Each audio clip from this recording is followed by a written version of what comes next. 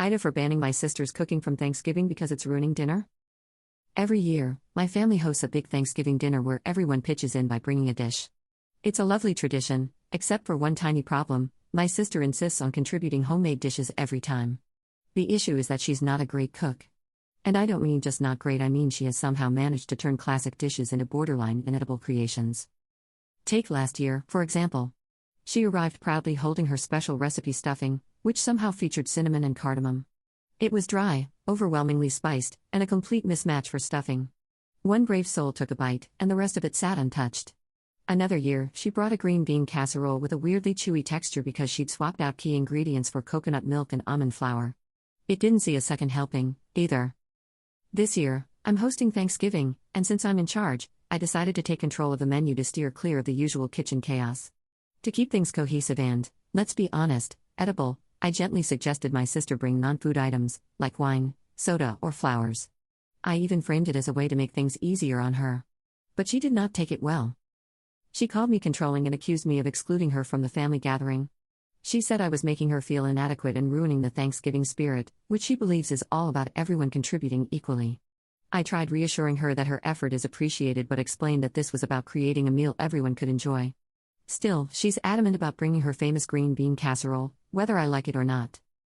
Now my mom and a few other relatives have chimed in, telling me to just let her bring whatever she wants because it's Thanksgiving and it's the thought that counts. Meanwhile, I'm over here just trying to prevent the meal from turning into a game of culinary roulette. Update 1, it's officially chaos. I try to compromise, but things have spiraled. After our last conversation, my sister became secretive about her plans, so I asked my mom for help. Instead of calming things down, my mom defended her, saying I was overthinking it and that it's just one dish. But based on my sister's recent grocery haul, canned oysters and edible glitter, it's clear she has something much bigger in mind.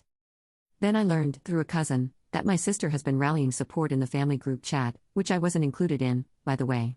She's been calling me controlling and hyping up her Thanksgiving trio experience, a 3-dish extravaganza complete with individual place settings and handmade menu cards.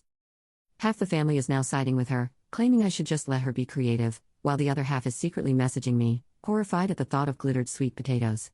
At this point, I feel trapped. If I intervene, I'm the villain. If I don't, Thanksgiving might turn into a performance art piece centered on avant-garde cuisine. Thanksgiving is still weeks away, but I'm already wondering if I should just preemptively order pizza and call it a day. Update 2. With Thanksgiving just over 2 weeks away, I thought the peak of the drama would be my sister's Thanksgiving trio experience. Turns out, I severely underestimated her.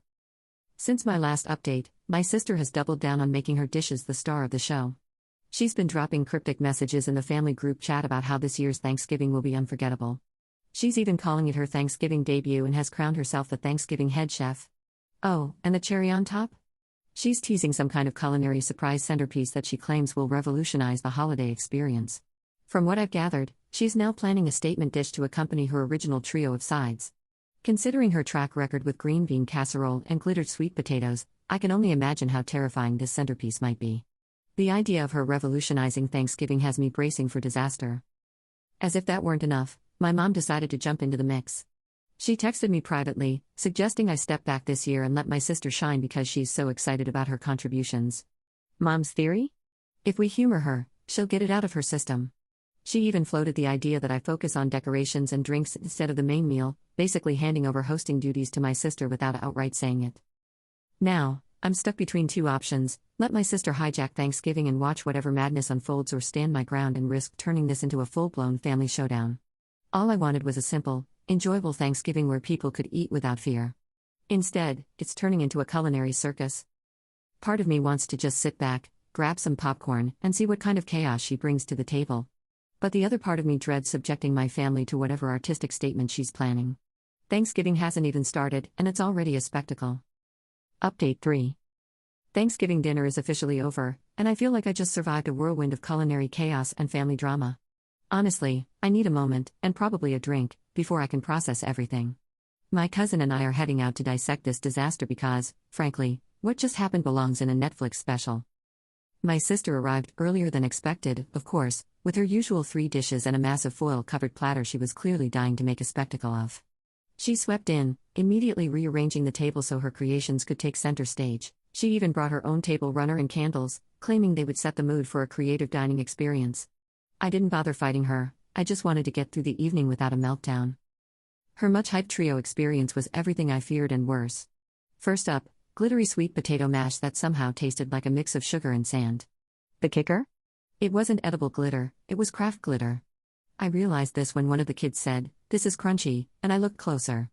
Next came her cranberry and oyster relish. Imagine jam spilled into clam chowder, and you're halfway there. The smell alone was unforgettable, in the worst way. Finally, there was her pumpkin curry casserole with raisins and a bizarre fishy undertone that lingered in the air like a bad joke. But the real showstopper was her surprise centerpiece dish, a turkey gelatin mold. Yes, ground turkey mixed with broth, seasonings, and shaped into a wobbly, translucent turkey-shaped blob. She garnished it with parsley and cherry tomatoes for a festive touch. When she unveiled it, the entire table went silent, except for my cousin, who had to cough to hide a laugh. The night hit its peak when my mom, her biggest supporter, took one bite of the gelatin mold and just froze. You could see the regret in her eyes. Sensing the lack of enthusiasm, my sister launched into a passionate speech about how Thanksgiving food is too boring and how she's challenging our palates. She even called my ham and mashed potatoes uninspired, which, coming from the person who served glitter potatoes, was laughable. The breaking point was that my usually diplomatic aunt tried the gelatin mold and gagged. She tried to be polite, but my sister saw her reaction and lost it. She started yelling about how nobody in the family supports her vision and how we're all stuck in the past with our unoriginal food. She even accused me of sabotaging her dishes by not hyping them up enough. Half the table was stifling laughter while the other half stared at their plates, probably wondering how we got here.